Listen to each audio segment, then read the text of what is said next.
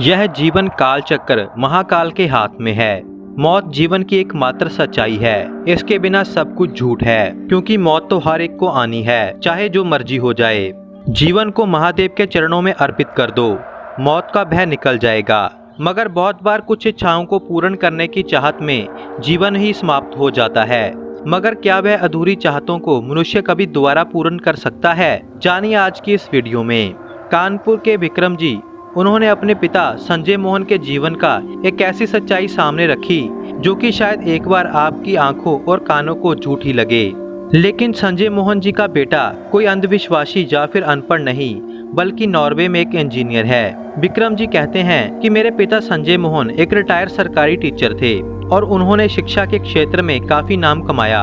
एक गरीब परिवार से निकलकर सरकारी नौकरी ली और उन्होंने अपने परिवार को सब कुछ दिया जो उन्हें कभी जिंदगी में नहीं मिला था गरीबी के कारण। विक्रम जी कहते हैं कि हमारे पिता ने हमें पढ़ाया और विदेश भेजा। मेरे पिता गरीब परिवार के बच्चों को फ्री शिक्षा और उनकी जरूरतें पूरी करते थे। महादेव के साथ उनका स्नेह देखने योग्य था। यह कह सकते हैं कि मेरे पिताजी साक्षात भगवान शिव से बातें करते थे, क्योंकि वह हमेशा कहते थे कि शिव महाकाल है, वह हमारे आसपास ही हैं, कभी दूर नहीं। कहीं भी जाने की जरूरत नहीं है। दिल साफ रखो, शिव को हर पल अपनी धड़कनों के साथ याद रखो, वे आपके पास होंगे और अपने दिल की जो मर्जी कहो, महादेव सब कुछ सुनेंगे। मेरे पिता कोई भी काम शुरू करने से पहले घर में बने एक पूजा कक्ष में जाते थे और फिर ही कोई काम शुरू करते थे। मेरी माँ कहती थी कि वह पूजा कक्ष में महादेव की आज्ञा लेकर ही कोई कार्य शुरू करते हैं। जैसे जैसे हमारी उम्र बढ़ने लगी, हमारे इन बातों की तरफ ध्यान कम होने लगा। अजीब सा अंधविश्वास था। मगर जब मैं एक बार नॉर्वे अपने काम के लिए जाने वाला था तो पिताजी ने मुझे अपने पूजा कक्ष में बुलाया। मेरे पिताजी की उम्र उस समय कुछ 55 साल की रही होगी।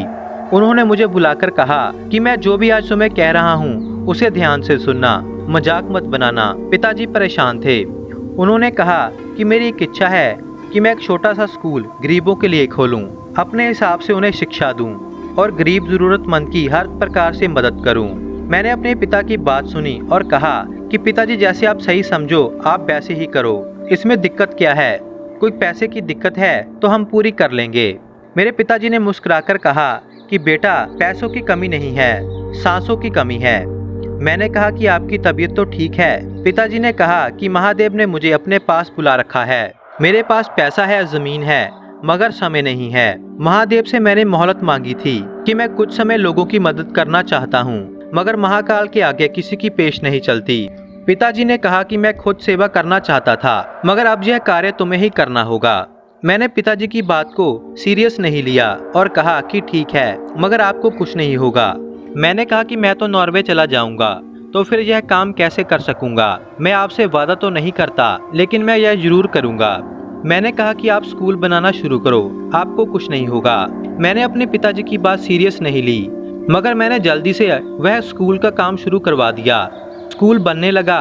हैरानी की बात तो यह थी कि मेरे जाने से पहले ही मेरे पिताजी ने अपने श्वास छोड़ दिए और पूजा कक्ष में ही उनका शरीर मिला। कोई बीमारी नहीं थी और ना ही कोई तकलीफ। मौत के बाद भी उनका शरीर गर्म और लाल था, मानो जैसे लाश ना होकर कोई जीवित आदमी सो रहा हो। संस्कार की तैयारी हुई और मेरे मन में अब बहुत कुछ चल रहा था। एक वादा मैंने पिताजी से भी कर रखा था। जब मृत्युदेह को शमशान लेकर जाने लगे तो उनके शरीर में कोई हलचल हुई। यह सब कुछ मेरी बहन ने देखा। उसने जल्दी से शोर मचाया, मगर उसकी बात कोई नहीं माना। मगर फिर मैंने उनके हाथ हिलते देखे। मैंने भी जल्दी से कपड़े साइड पर किए तो देखा पिताजी की आंखें खुली थी और वह बेचैनी से इधर उधर देख रहे थे। अब इस बात की खुशी मनाए या फिर हैरान हो।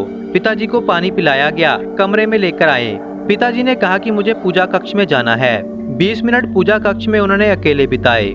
एक मुर्दा आदमी उठकर खड़ा था और पिछले 20 मिनटों से पूजा कक्ष में था। बाहर आए और बोले कि शिव ने मुझे वापिस कर दिया है। विक्रम, तेरे मन में खोट थी, महादेव ने तुझे पहचान लिया था। तू मेरा सपना और वह सेवा कभी पूरा नहीं कर पाता, इसीलिए महादेव ने मुझे जीवन दिया है। यह बात सुनकर मेरे पास शब्द नहीं थे। मेरे पिता ने 5 साल वह स्कूल चलाया। 5 साल के बाद उनकी दोबारा मृत्यु हुई। तब तक वह स्कूल प्रॉपर मैनेज हो चुका था और आज भी वह स्कूल चल रहा है।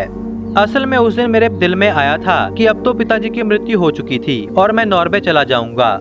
स्कूल बन गया तो ठीक है, उसके बाद कौन पूछेगा। जमीन बेचकर काम खत्म कर दूंगा। मगर मैं यह भूल बैठा था कि यह महादेव का स्कूल है जिसके साथ मैं खिलवाड़ करने जा रहा था। महादेव ने मेरा मन पढ़कर मेरे पिताजी को वापस भेज दिया, क्योंकि यह महादेव का हुक्म था जो किसी भी हालत में पूरा करना ही था। हर हर महादेव।